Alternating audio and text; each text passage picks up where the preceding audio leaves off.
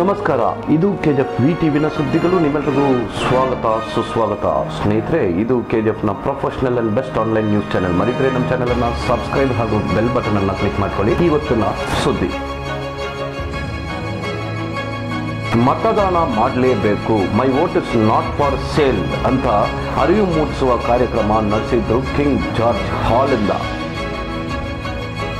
JDS ಪಕ್ಷದ KGF taluk president ಆದ K Rajendran ಅವರು ಕಾಂಗ್ರೆಸ್ ಪಕ್ಷಕ್ಕೆ ಕ್ಯಾಂಪೇನ್ ಮಾಡ್ತಾ ಇದ್ರು 4th ಬ್ಲಾಕ್ ಅಲ್ಲಿ.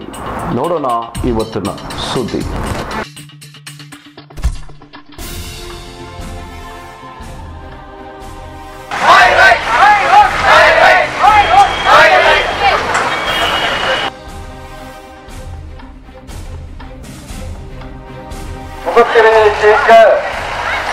ನಮ್ಮದು ಇಲಂ ಸಿಂಗಂ ರಾಹುಲ್ ಗಾಂಧಿ ಹೊರಪಟ್ಟಿರುತ್ತ ಅದನ್ನ மதசார்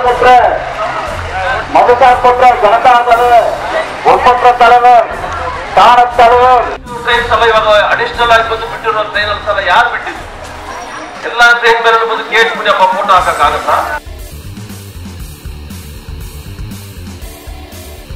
Bhagwan Mahavijayan, along with the Municipal Office of KGF and the students of KGF, Students Association of KGF, and everybody else present over here, together are working towards one mission to make everybody understand that it's very important to vote. Every vote counts, and it's very important that each one of us have a role, understand the responsibility that we can choose the government which will be a non-corrupt one, which will do justice to what we want. Because there's no point in blaming people later on. We need to be aware that we need to cast our vote, and our program today is basically aiming at bringing in people awareness that we are important in choosing the government. Thank you. ನಾವು KGF student association, Jain college, government first grade college ಹಾಗೂ ನಗರಸಭೆಯ sweep committee ನಾವೆಲ್ಲ ಸೇರಿ ಇವತ್ತು voting awareness ರ್ಯಾಲಿಯನ್ನು ಮಾಡ್ತಾ ಇದ್ದೀವಿ. ಈ ರ್ಯಾಲಿ ಮಾಡೋದರ ಮುಖ್ಯ ಉದ್ದೇಶ ಏನಂದರೆ, ಫಾರ್ ಆಲ್ ಟು ಪೋಲ್ 100% ಮತದಾನ KGF ಅಲ್ಲಿ ಆಗಬೇಕು. ಅದೇ ರೀತಿ free, fair and ethical elections ನಮ್ಮ KGF ಅಲ್ಲಿ ಆಗಬೇಕು ಅಂತ ಒಂದೇ ಒಂದು ಉದ್ದೇಶದಿಂದ ನಾವು ಇವತ್ತು ಒಂದು ರ್ಯಾಲಿಯನ್ನು ಮಾಡ್ತಾ ಇದ್ದೀವಿ. ಈ ರ್ಯಾಲಿಗೆ ನಮ್ಮ ಜೈನ್ ಕಾಲೇಜ್ ಪ್ರಿನ್ಸಿಪಲ್ ಆದ ನಮ್ಮ ಡಾಕ್ಟರ್ ರೇಖಾ ಮೇಡಮ್ ಅವರು, ನಗರಸಭೆಯ ಕಮಿಷನರ್, ನಮ್ಮ ತಹಸೀಲ್ದಾರ್ ಹಾಗೂ ಎಲ್ಲ ಪೊಲೀಸ್ ಡಿಪಾರ್ಟ್ಮೆಂಟ್ ಅವರು ನಮಗೆ ಸಪೋರ್ಟ್ ಕೊಟ್ಟಿದ್ದಾರೆ. My crores of thanks to all the students for joining this rally even in the hot burning sun. Thank you. Regarding this rally has created a great awareness about the voting. We have already have a clear sensation about how to vote, and it's given a clear information. I feel proud to vote for the first time. Thank you.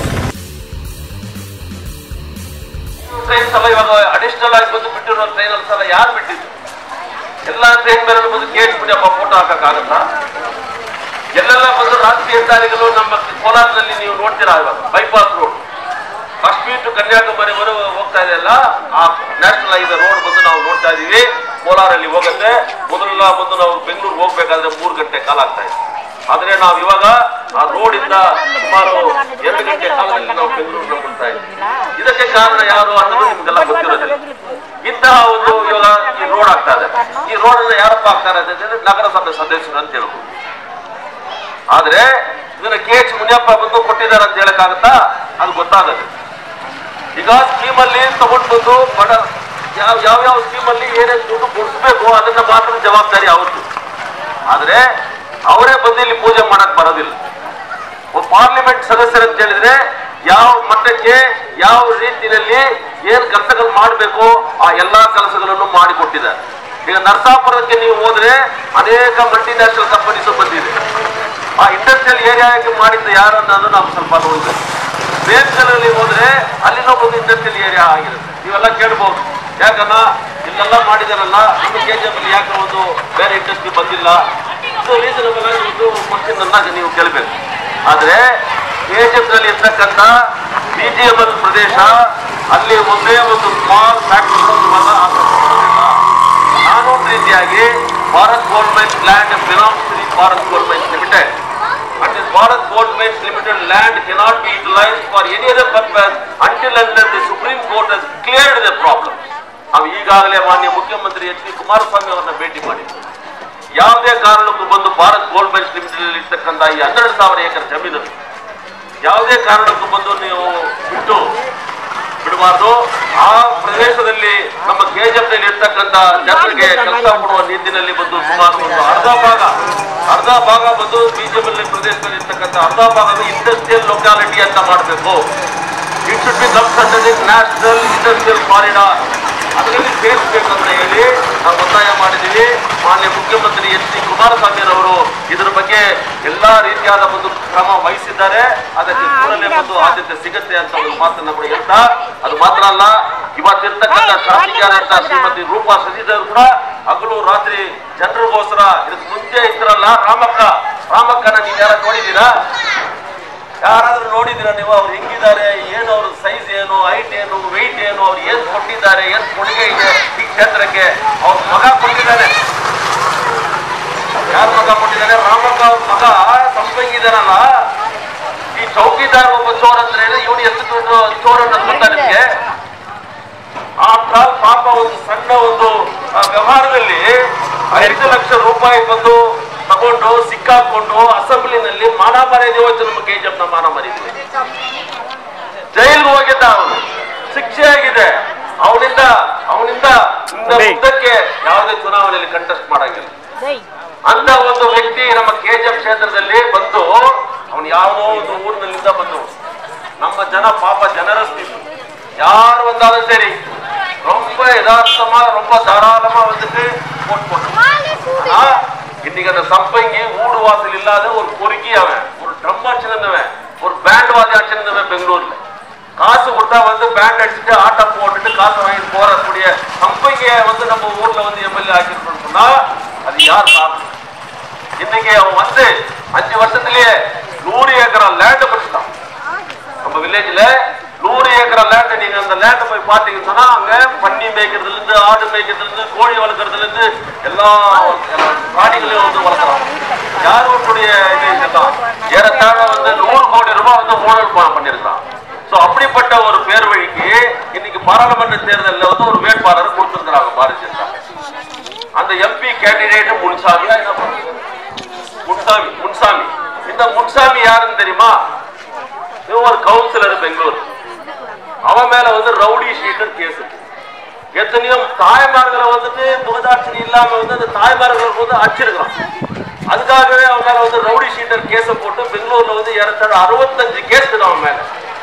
அப்படிப்பட்ட வந்து ஒரு parliament கேண்டிடேட்டா போட்டுக்கிறாங்க சொல்ல இந்த பாரதிய ஜனதா கட்சி. அப்ப இந்த பாரதிய ஜனதா கட்சியை பத்தி நீங்க என்ன நினைக்கிறீங்கன்னு யோசனை பண்ணிப்பாங்க. அதுல இருக்கிறவங்க மொத்த பேருமே சீஃப் மினிஸ்டரா இருந்தவன் ஜெயிலுக்கு போயிருக்கேன், எடியூரப்பா ஜெயிலுக்கு போய்க்கிறவன். அதுல இருந்த மந்திரிங்க 1/2 டஜன் மந்திரிங்க எல்லாமே ஜெயிலுக்கு போய்க்கிறவன் ஊழல் பண்ணிட்டு. இவனும் என்ன இந்த நாட்டுல வந்து ஊழலை வந்து மாற்றத்துக்கு பாரதிய ஜனதா கட்சி விட்டா வேற யாரும் கிடையாது. மோடி தான் இந்த நாட்டை வந்து காப்பாற்ற முடியும் அப்படின்ற ஒரு பொய்யான ஒரு உதவியை இந்த நாட்டில் வந்து ஏற்படுத்திருக்கிறாங்களோ.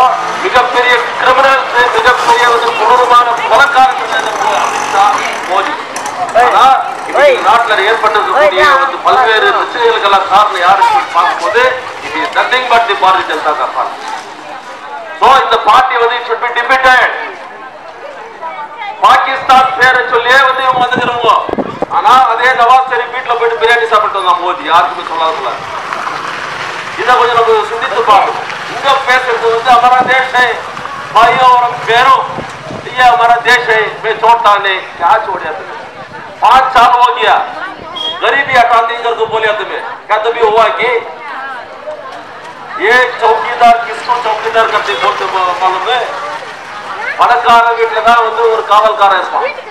பணக்கார வீட்டுல நீங்க போய் பாத்தீங்கன்னா வெளியில வந்து என்ட்ரன்ஸ்ல வந்து ஒரு காவல்காரன். He is called as the चौकीदार. वैसे ही इन्हें बोलता है चौकीदार कर दो. ये चौकीदार किसके काम करता मालूम है? नीरव मोदी के काम करता, मल्ल्या का काम करता, हमारा अंबानी का काम करता. ये कैपिटलिस्ट लोग के लिए ये चौकीदार है, हमारा गरीब लोग के लिए चौकीदार नहीं है, हमारा व्यवसाय लोग के लिए चौकीदार नहीं है, कार्मिकों के लिए इन्हें चौकीदार नहीं है. ये लूटने का है, चोर है करको आपको भी समझना पड़ेगा.